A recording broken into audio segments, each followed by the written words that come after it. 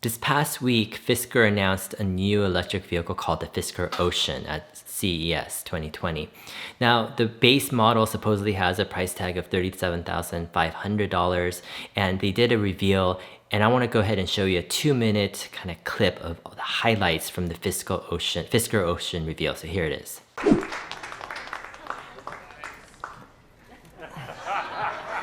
Hey guys, we are planning a flexible lease model.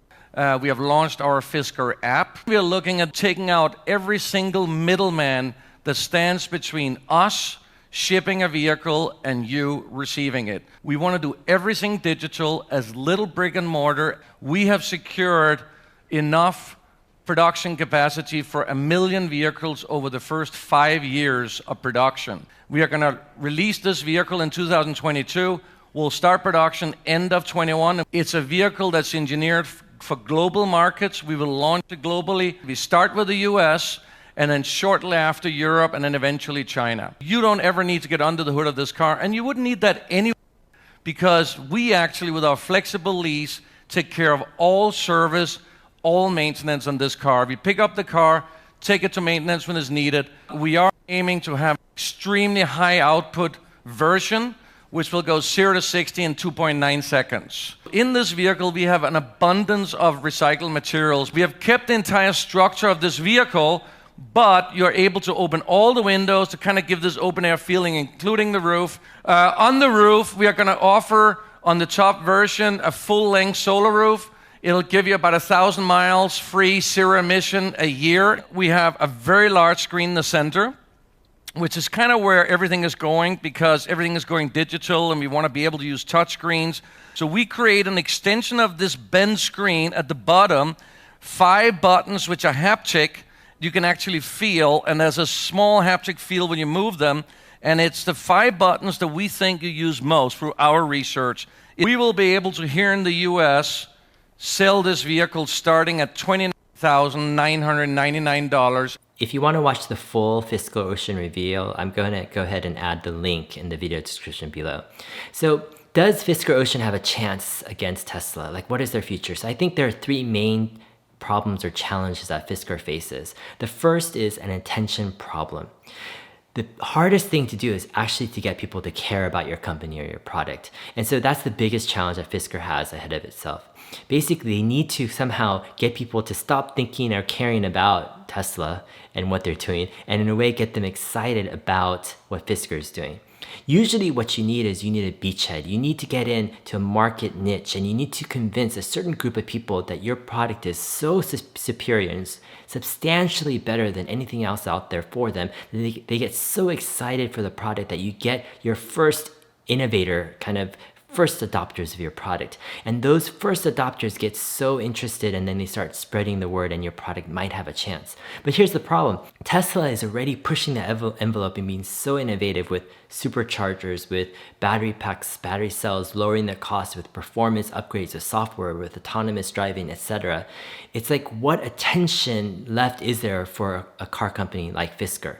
If you looked at the kind of highlights of their presentation, what are the Fisker's main points? What are they saying that this car is substantially better than any other car? And there's not really that many, you know? It's like they go over kind of a price tag or some lease model, and they don't really give specs in terms of acceleration or clear range. And a lot of this stuff is very blurry. The one thing that seems to stick out is it's sustainable, right? And I don't think that that's necessarily the major factor that's going to get a huge amount of early kind of first adopters excited about the product. And so I think with this first problem of attention, it's going to be extremely challenging for Fisker to overcome this one.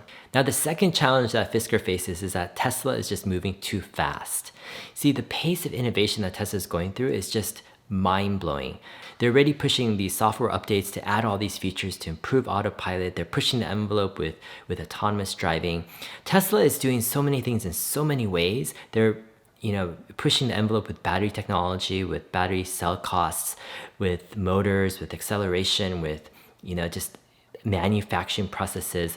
For a company like Fisker to compete with Tesla, they have to somehow have some type of competitive advantage. Usually in a technological type of environment, what happens is the incumbents are slow to adopt a new technology. And that gives the advantage for a new incumbent to adopt a new technology that the old incumbents are not adopting. And by adopting this new technology, it gives kind of the new entrant a superpower to use that technology to make a better product, a cheaper product, a more efficient product.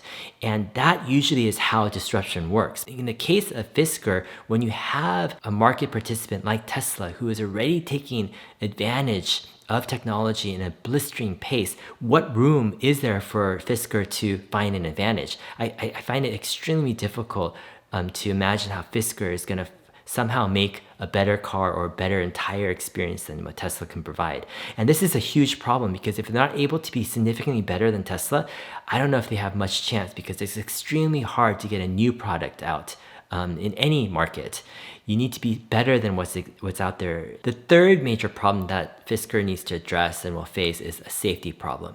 You see, cars are kind of a very difficult product market to enter because safety is such an important part of a car experience. And for many car brands, it takes decades to establish a reputation and a trust that you're a safe and reliable car brand.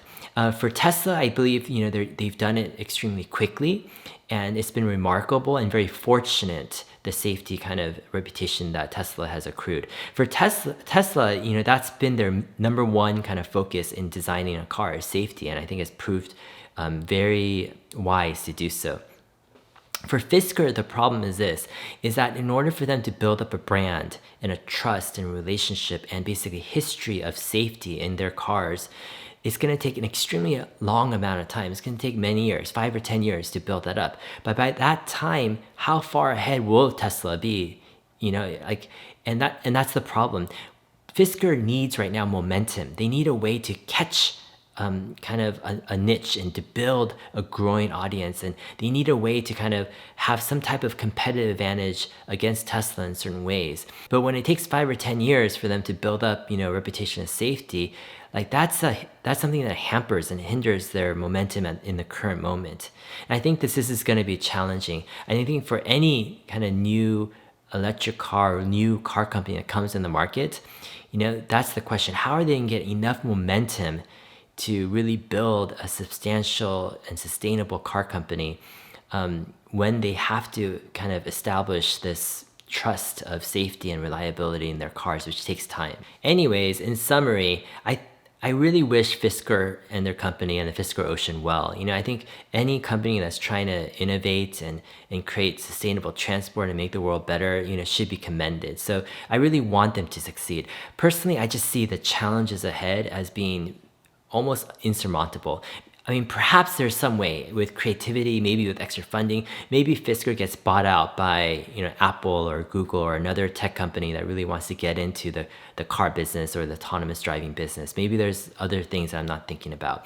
But I think Fisker, as we know it, for them to actually overcome these challenges like attention and innovation and safety and trust and brand, it's just extremely difficult uphill road for Fisker, and I wouldn't count on them to be able to actually overcome these challenges. So anyways, I hope you enjoyed this video. Please go ahead and subscribe to my channel, hit the like button, comment.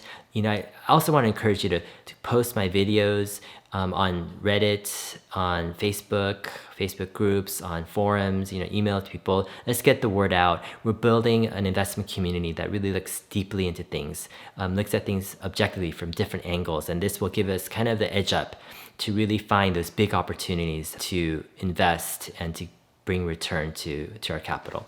So anyways, have a great day. We'll talk to you later. Bye.